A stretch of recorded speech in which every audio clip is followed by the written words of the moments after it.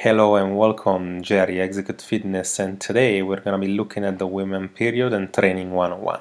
So what really do you have to do in terms of training and how do you have to eat according to your woman's cycle?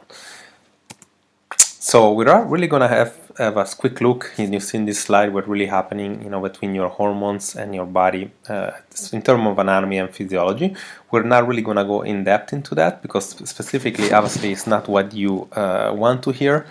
You may obviously already familiar with what's happening, but specifically you want to be understanding what's happening, hormones speaking, and how you can overcome. So what really varies on the 28 days mostly is going to be obviously your temperature. So if your temperature is always low, at a certain time between 14 and 18 and 28 days, you're going to have a rise where ovulation take place. And of course, all about it, but specifically, that's also the time that, the hormones are at the highest. And of course, specifically, the progesterone and estrogen level switch. So there is a shift of water retention, there is a shift of the way you feel, there is a shift on you losing, let's say, from your body specific things, and also losing those minerals and vitamins. It's how you get naturally to end up having cravings specifically. So we're not gonna really go in depth into anatomy because, like I said, you already know. I'm gonna be mostly showing you what's science and everything else shows you.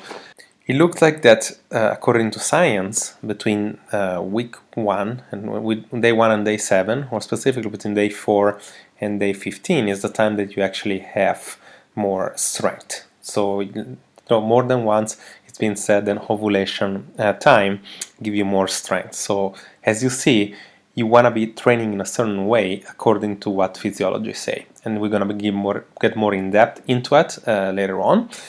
Also, of course, between meet and between the day number 15 and day number 28 is when you are less performing. This has been shown by a variety of studies, but as you see, there between end of the cycle, or when you're gonna get the cycle, and when you're getting the first week, is when you are weaker for most people. Not only for obviously for actually people being debilitated from that, but also science speaking or physiology speaking, you would be less performing in the gym. Here we have it. If we go here and we dissect things, obviously day number 1 to day number 5, the early follicle or the menses, hormone level go down, mood changes, of course. There is, for most people is very, very hard on the body, and you can actually stop this slide here and actually read through. The effects of training, we're gonna go more in depth later as far as volume training and everything else, but would include based on anaerobic and power-based activity. So basically, is the time where we really need to go more volume-based and not really too much on the strength. Of course, this is the regeneration, and it says here session priority should be mixed light conditioning and gym. As we get more into depth from day number 6 to day number 13 is where obviously you want to be setting more conditioning and speed. You can increase the volume, you can increase the intensity, because of course that's the time where you can include higher demanding disciplines, since of course as well the nutrition, will touch on the nutrition as far as what we should be including, how you should be eating, but of course that's the time that you want to increase the volume as well as the intensity. The middle, the ovulation, is when obviously you're more strong, so you want to be including gym and speed, but at the same time you can do power as well, meaning that time is the time you're gonna actually be able to be more performant. So if this by no means has to be something that you have to follow according to your periodization, but if you know that your periodization go towards something in specific and you're irregular in the cycle, or the cycle really impact you, it's something you want to take into consideration. And again, this whole video is not about getting this video around your program. It's more about using this video as a tool if this is conditioning you to get obviously worse. As we go towards the end is the time where your mood changes, it's the time, obviously the stress changes, so you want to be, of course, changing the way you eat. We're going to go in depth into that later, but also we want to be eliminating a lot of volume. So this is the time you can do work in the gym, this is the time you can go light walking and stuff like that. But of course it should be light and condition wise it should be it's gonna be perceived very difficult anyway, so I definitely suggest that you do maybe short sessions in the gym, heavy session, or let's say going to lift a heavy load, but not for so many reps or not for so many sets as well. And of course, you want to be training according to the response your body gives. Like I said, this is a slide that suggests what physiology say. You could be totally opposite depending on the regularity of your cycle. And here is a periodization I was saying before. So you would see the pre-cycle week. You're going to see the week of the cycle. You're going to see the week number 3, week number 4, and the pre-week one more time.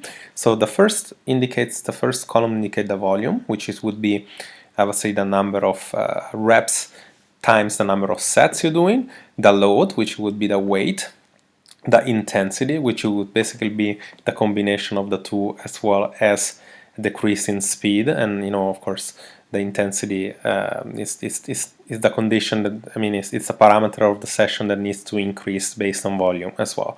The perception is what obviously how you feel. So like I said, before you get the cycle, everything should be fairly controlled and low. So not many sets and not many reps, moderate weight.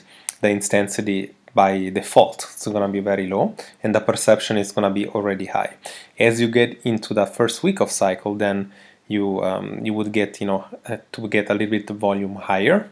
Still, the load needs to be moderate, since you're doing high reps and high sets. Of course, it's going to be trade off some weight. The intensity is going to be still moderate, and the perception is going to be high. And of course, with males, it's usually the opposite. Everything is like a ladder going up. Here we see that we go up, we keep putting more volume, the intensity rises a little bit, and the load as well, and the perception always gets high. As you see at top, like around between ovulation phase and week 4, the top is the volume, and then of course you're also going to feel the intensity very high.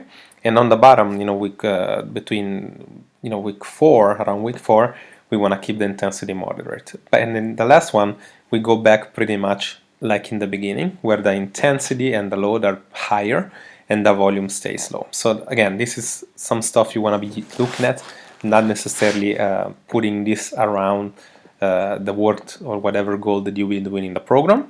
It's more about using this as a tool that you can help if the cycle is really a problem for you.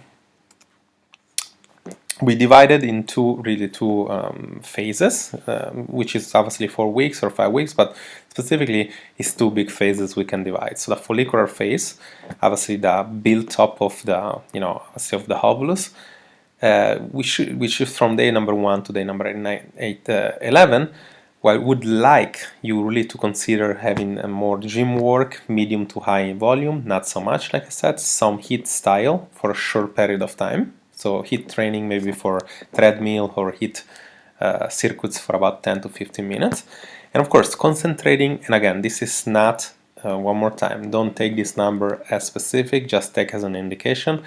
I would like you to trade off some carbohydrates for high fat and high protein, if that's the case, because you're gonna be retaining some water, you're gonna be feeling on a bad mood, you're gonna be feeling like snacking a lot. So I would like your carbs to be a little bit lower than fat. Again, it can be more of a scenario of 40 30 30 or something like that. It doesn't have to be 20 40 40 20, but to make you understand that carbs need to trade off fat and protein in that case. The other way around goes for obviously the second part, where you're more performing. You can put your carbs in and trade off some fat. The protein is always to be high. We want to be obviously keeping the gym, but we want to go from high to low volume. So high volume in week number 3 to week number 5, lower volume. So basically, we want to be taking off the heat at this point, so we don't want to necessarily do so much intensity cardio wise. We want to keep the cardio and walks activity. Specifically as you get to week number 5, you want to almost take completely the cardio off and just go to walks or swims or stuff like that, because again it's going to be a huge water retention slash couple of kilograms changing on a scale type of thing. So I know how much you women are affected by that. So as we get there, we progressively go from high carb to low carb one more time. Supplements. You know me, I'm not a huge advocate of supplements, but there is a reason why you feel specifically as you get to your period to eat chocolates or sweets like that. It's specifically for a deficiency of things that you're losing or you're about to lose, or hormone that changes into your body. So obviously I want you to be sure to get a few minerals, a few vitamins, specifically calcium, magnesium, vitamin B and vitamin E, and some other vitamins that obviously you can contact me and ask about. Specifically, that's one of the big, huge reason why you're getting kind of cravings or sweets. It's not because you love sweets particularly during the period of time, because there is so many things happening into your metabolism and into your physiology that you need to make sure to have integration of certain supplements. I am not a huge advocate. You can take supplements with food. So if you prefer, you get this list that you can totally stop over here and see what the food cravings come from and what you can obviously do in the opposite. On the left, you see the food cravings. Usually you crave for whatever food might be, salty food, chocolate, whatever that might be. It's usually due to what you need or a deficiency in the body of calcium, chloride, soft phosphorus, carbon, magnesium. Like I said, chocolate is being on magnesium. And what can you get instead? Chocolate, obviously you can get nuts, seed, fruit. If you need sugar, you can get instead fruit, as you saw, broccoli, chicken, or whatever the case might be. Raisins, sweet potatoes are good. And of course, as you get to salty food, you can get so other type of salty food and chips. You can get fish, goat milk, and stuff like that. So you can really actually stop this whole thing and take some time to look and identify the food that you need. So hopefully this was really helpful to you. We'll be in touch soon, and good luck with the program.